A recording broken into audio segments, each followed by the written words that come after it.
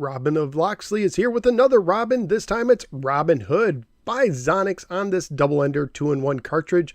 And we got a very generic Robin Hood. Is he shooting or aiming at Maid Marian then? Look, you're dropping your gold, Robin. Come on. Anyway, let's go ahead and take Robin Hood on my double-ender. Let's flip it like this, pop it in my Atari 7800 Pro System, and see how it holds up today. Let's go to the game. Robin Hood was published by Xonox and carries a copyright year of 1983. It is a 3-screen action game for 1 or 2 players alternating.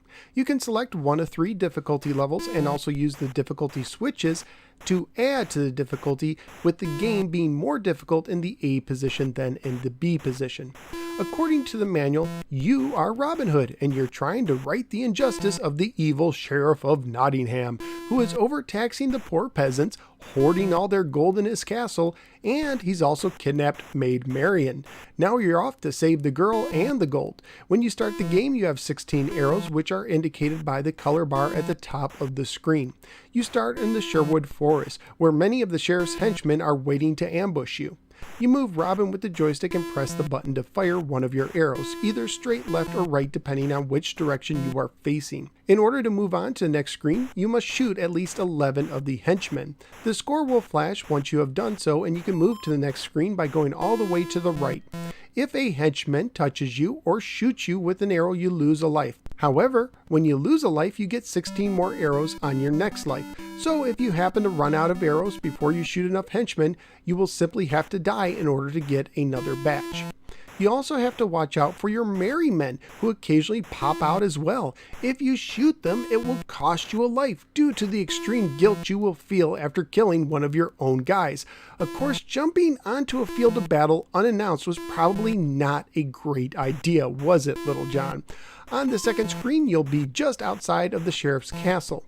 Your arrows will be refreshed and you'll need to shoot at least 6 of the henchmen in order to move on, with the flashing score once again indicating that you can do so.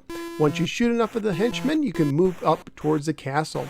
At this point, the drawbridge will open and close as arrows shoot from one side of the screen to the other. In order to get to the castle, you must get through the drawbridge without getting hit by an arrow while the door is open.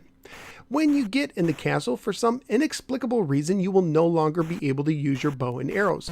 You simply have to move around. On the bottom floor is 3 doors, but only one will take you to the upper level.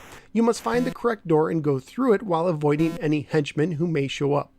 Once you get to the upper level, there will be 4 doors. Behind one of the doors will either be some of the sheriff's gold or Maid Marian. You must try the doors by pushing up against them to see where the gold or Maid Marian is. However, when you touch the correct door, it takes a moment for the treasure or Maid Marian to appear. In order to go up to the 2 doors at the top, you must carefully, and I mean carefully, navigate the stairs. The slightest move in the wrong direction will send you tumbling to your death, because nothing is more deadly to Robin Hood than a short fall. Once the gold or Maid Marian has appeared, simply touch them and you'll return back to the first screen with increased difficulty. Graphically speaking, the game is pretty nice. Nothing really sticks out, however you do have 3 different screens, which is a nice feature for a 2600 game from this time. The sounds of the game weren't anything spectacular, although I did enjoy the musical ditty at the beginning. Family friendly wise, you have your expected bow and arrow action as well as Robin Hood's thievery, but of course there isn't any blood. And at the time of my research on eBay, the game was pretty rare. There were no loose copies sold recently, but sellers were asking for at least $75 per copy for those that were available. Double enders that included Sir Lancelot, which I reviewed in episode 274, were selling for about $60 when they were available, although none were available at the time of my research. And of course, those prices do include shipping. So what did I think of Robin Hood on the 2600? Well, I like that it has 3 different action screens, but the game lacks a lot of polish. For one thing, you are constantly having bad guys popping up out of nowhere, sometimes unfairly. There were many times my guy simply died for what seemed to be no reason, but apparently a henchman popped up right where I was and instantly killed me before he even showed up on the screen itself. It would have been nice if the game gave you at least a split second to react in these situations. You also have to be extremely fast when you fire your arrows. When you do, you freeze for a moment while your arrow is in flight, and so does the bad guy if he shoots an arrow at you.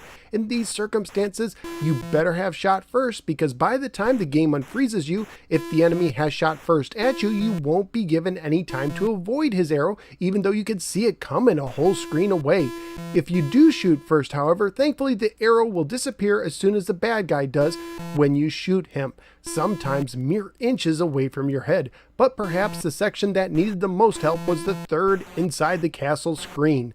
Not only do you have a bad guy that sometimes appears out of nowhere and kills you instantaneously, and not only does checking the doors feel clumsy, with the treasure and Maid Marian sometimes showing up a few moments after you touch the correct door, but climbing the stairs was incredibly difficult. There were many times that I fell off the stairs simply trying to climb to the top. I have never had so much trouble in my life climbing stairs in a video game. This was incredibly frustrating, and I don't understand why the game doesn't just stick you on the stairs like most games do.